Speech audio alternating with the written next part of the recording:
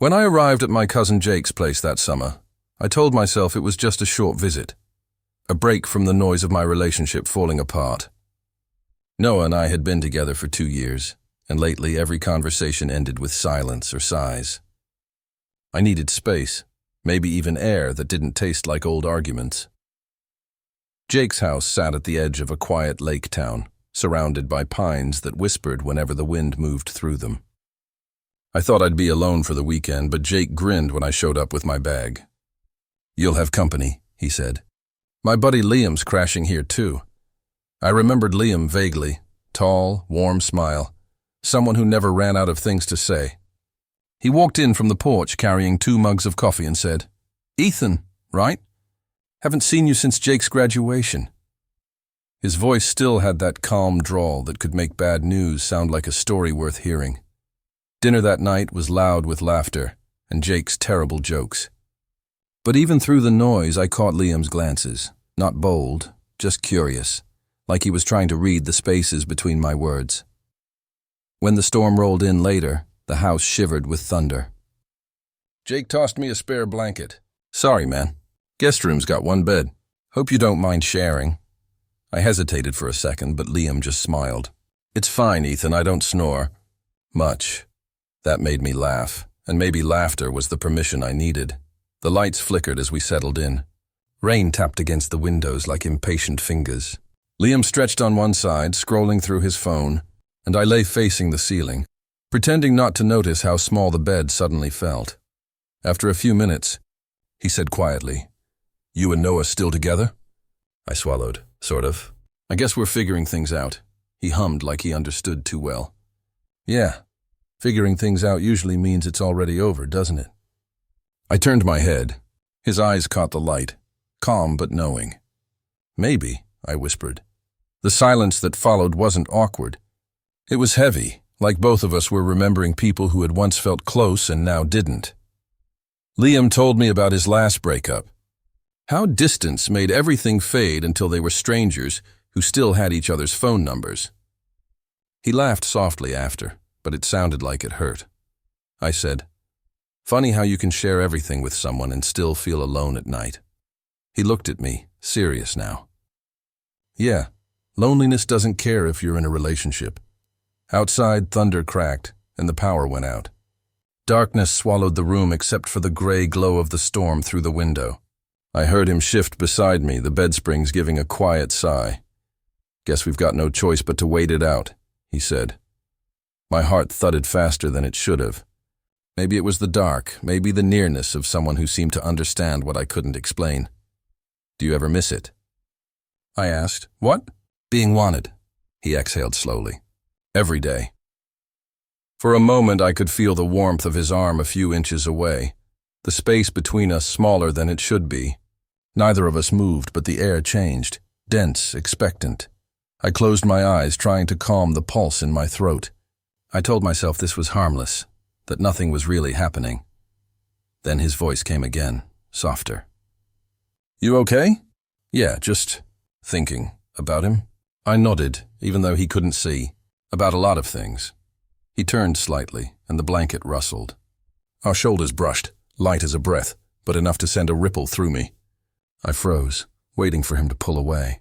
He didn't. We stayed like that, close, quiet, breathing in rhythm, until the storm's anger faded into rain. When sleep finally came, it wasn't peaceful. My dreams were full of hands I almost reached for and words I never said. In the morning, sunlight pushed through the curtains.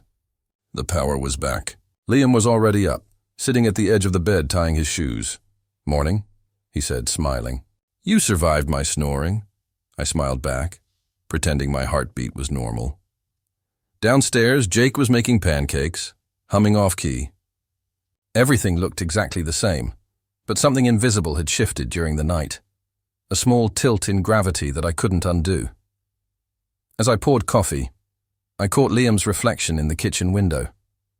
He looked away quickly, but not fast enough to hide the flicker of something in his eyes, something that said he'd felt it too. And just like that, the simple idea of sharing a bed wasn't simple anymore.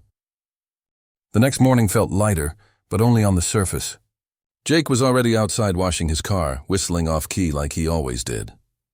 Liam and I joined him for breakfast, acting as if nothing strange had happened. But between the laughter and small talk, I could feel the same quiet pull that had kept me awake half the night. Every time our eyes met, one of us looked away too fast. It wasn't guilt exactly. It was confusion, like our hearts had started a conversation our mouths weren't ready for. After lunch, Jake left to visit a friend in town, leaving Liam and me alone in the house. I tried to fill the silence with pointless chores, washing dishes that were already clean, checking my phone though no one had texted. Outside, the sky was pale and calm after the storm. Liam leaned against the counter, watching me. "You always this restless?" "Only when I'm trying not to think," I said. He grinned. "How's that working out for you?" "Not great." We ended up walking to the lake where the air smelled of pine and sunlight. Liam skipped stones across the water like a pro, each one jumping 4, 5, 6 times before sinking.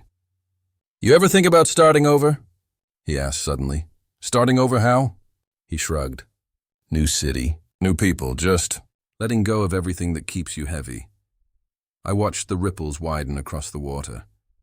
"Yeah, but sometimes the things that keep you heavy are the same things that remind you who you are." He nodded, quiet for a while. Then he said softly, "You don't talk much, Ethan. But when you do, it sounds like you mean it." The way he said my name did something strange to my chest. It was gentle, almost careful. Later that evening, Jake texted that he'd be staying overnight in town. That meant just the two of us again. I told myself it didn't matter. It shouldn't, but as the day faded and the air cooled, I could already feel that same pull, the gravity that made the world smaller whenever Liam was near. I was sitting on the porch when he came out with 2 mugs of tea. "Peace offering," he said. "You looked like you were fighting ghosts." Maybe I am. We talked as the sky turned dark, about everything we'd lost and the people who used to feel like home. Liam confessed he hadn't been close to anyone since his last breakup. "It's easier to be alone," he said. "No expectations, no one to disappoint." I looked at him. "Do you believe that?" He smiled without humor. "Not really. But it sounds strong when I say it out loud." The porch light flickered, and the night breeze carried the faint smell of rain again. Liam's hand brushed mine when he passed me the mug. It could have been an accident. It could have been something else. Neither of us moved. The silence that followed wasn't empty. It was full of things neither of us dared to name. "I shouldn't," I whispered. I wasn't sure if I meant sitting this close or wanting to. He looked at me with eyes that held both patience and ache. "Then don't think about what you shouldn't do," he said quietly. "Just be here." For a long minute, neither of us spoke. The crickets hummed and the porch light buzzed faintly. The world felt suspended, fragile, like a secret we were both protecting. He didn't reach for me, and I didn't move closer. But something in the air changed, the kind of closeness that doesn't need touch to be felt. My heartbeat was loud enough that I was sure he could hear it. Inside, I set my mug down and walked toward the living room, pretending to check the windows. Liam followed, the sound of his footsteps steady and unhurried. "You can take the couch," I said softly. "If you want," he smiled faintly. "You sure?" I hesitated, then shook my head. "Not really." We both laughed, quietly, nervously. That laugh broke something open. Later, when the lights were off and the rain returned, I found myself awake again. Liam's breathing was steady beside me, calm and real. Our hands lay near each other, close enough that the warmth spread through the blanket. I didn't move, but I didn't pull away either. It wasn't about what we did. It was about what we both felt, but refused to name. That invisible line between comfort and something more. When I finally closed my eyes, I realized that guilt didn't always come from doing something wrong. Sometimes it came from wanting something that felt right at the wrong time. I didn't know what the morning would bring, but I knew one thing for sure. Something between us had quietly shifted, and there was no way to pretend it hadn't. Morning arrived quietly, sunlight crawling across the wooden floor, the kind that makes everything look softer than it really is. For a moment I forgot where I was. Then I heard Liam moving in the kitchen. and it all came back like the echo of a dream I wasn't supposed to have. He was standing by the stove when I walked in, making coffee. He didn't look at me right away. "Hey," he said finally, his voice calm, but not quite steady. "Hey, we didn't talk about the night before. We didn't need to." The silence between us said everything words couldn't. It wasn't awkward, just heavy. I sat down at the table, watching sunlight trace patterns on the mug he handed me. Jake came home before noon, full of stories about the bar he'd gone to and the people he'd met. He didn't notice anything different, or maybe he did and chose not to ask. Liam and I laughed at the right moments, nodded in all the right places, but both of us were somewhere else entirely. When Jake went out again to run errands, the house fell silent. Liam leaned against the counter, arms folded, and looked at me. Really looked.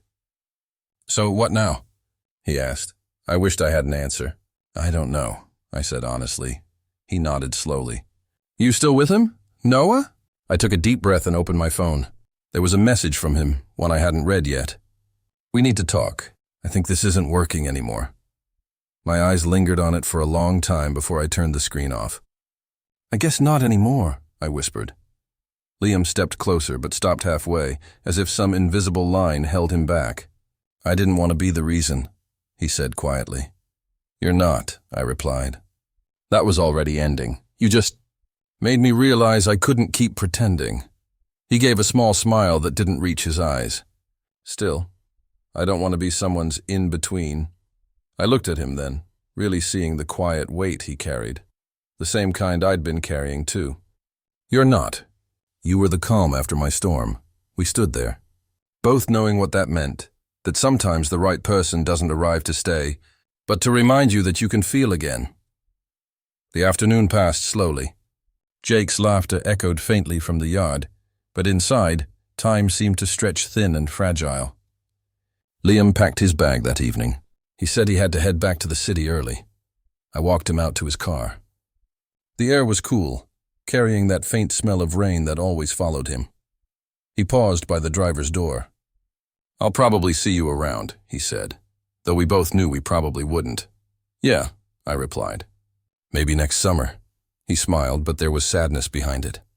He stepped closer and pulled me into a hug, firm, steady, and long enough for me to memorize the way it felt.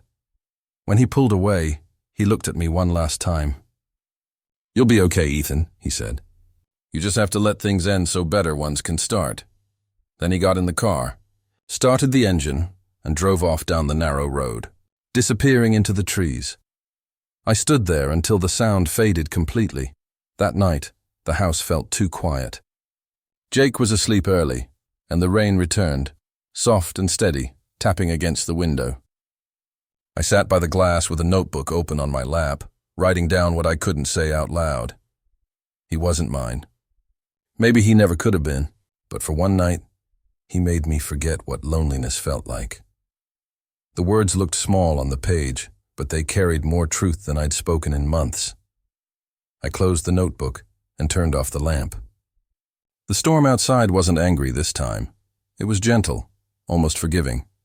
As I lay down, I realized something. Love doesn't always come wrapped in forever. Sometimes it arrives quietly, stays long enough to wake something in you, and leaves before it can turn into something heavier. Liam had reminded me that I still had the capacity to feel, to be moved, to be vulnerable, to start again, and maybe, just maybe, that was what I needed all along.